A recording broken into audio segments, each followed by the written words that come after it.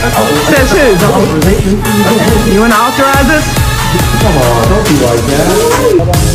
Bye! No more. Can I just speak to you for 1 second, sir?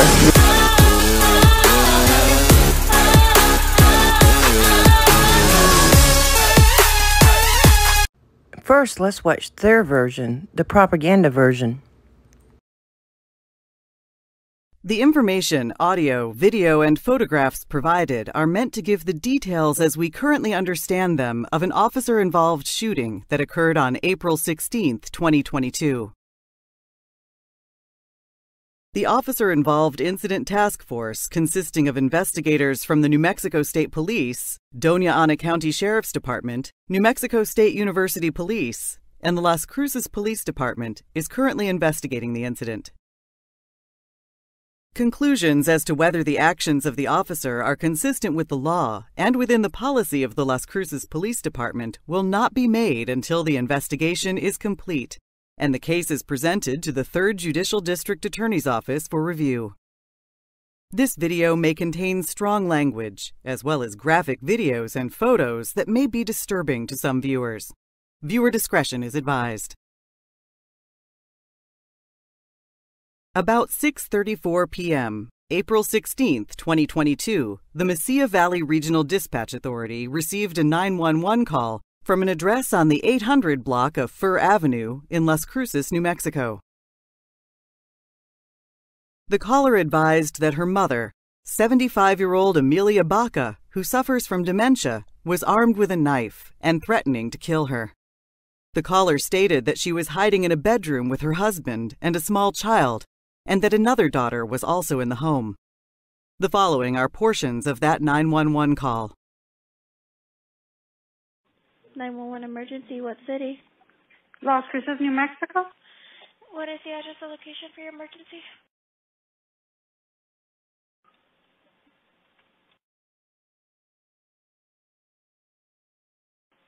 For FIR? Okay. And what's going on? I really need an officer, an ambulance, or someone because my mother's getting aggressive right now. She's 75 and she has dementia. I'm hiding in a room because she's threatening to kill me. Does she have any weapons? I don't know if she got weapons from the kitchen, and I have a little one here. Child, I'm asking, are you with your child? Yes, I'm with my child, but I'm freaking out right now. And do you know if she's on any type of medication? I'm not sure if she took her medication this morning. My daughter, she's in her room, and my mother's still out there with the knife. Okay. So she does have a knife in her hand? I believe so, because it sounds like it. Yeah, she actually does have a knife. Okay, and do you know what she's doing with the knife? Hitting the floor, saying she's going to kill me.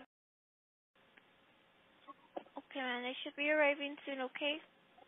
Do you know if an officer is also coming? Yes, an officer will be there, and then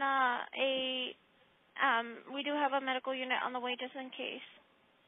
Okay, thank you. Let's try throwing hot water now. Hot water? Yes. Mami, estás asustando a la niña.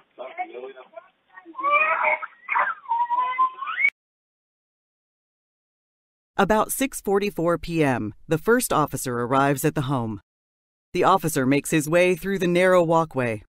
The officer announces "Police Department" and contacts 2 women inside the residence. The officer asks them to step out.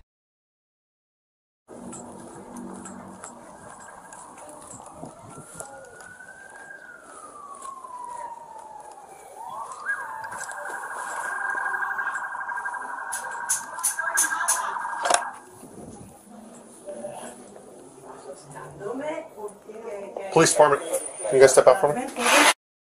As the women exit the residence, one tells the officer that Ms. Baca has the knives in her hands, while the other woman tells the officer to be careful with Ms. Baca.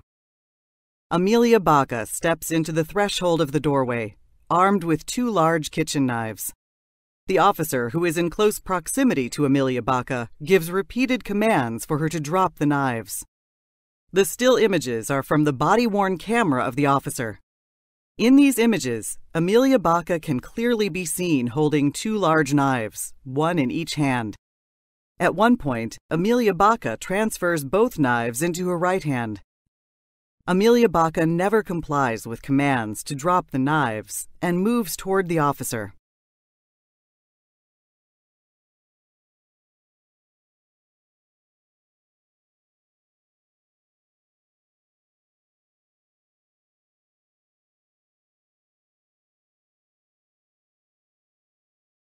The officer discharged his service weapon twice, striking Amelia Baca. Amelia Baca was pronounced deceased on the scene. No one else was injured in this incident. The officer involved in this incident is currently assigned to the Patrol Division.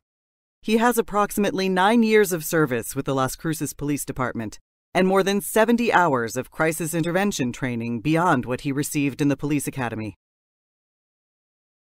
This incident is subject to a criminal investigation by the officer-involved Incident Task Force. This task force is comprised of investigators from the New Mexico State Police, Doña Ana County Sheriff's Department, New Mexico State University Police, and the Las Cruces Police Department. The investigation will be reviewed by the 3rd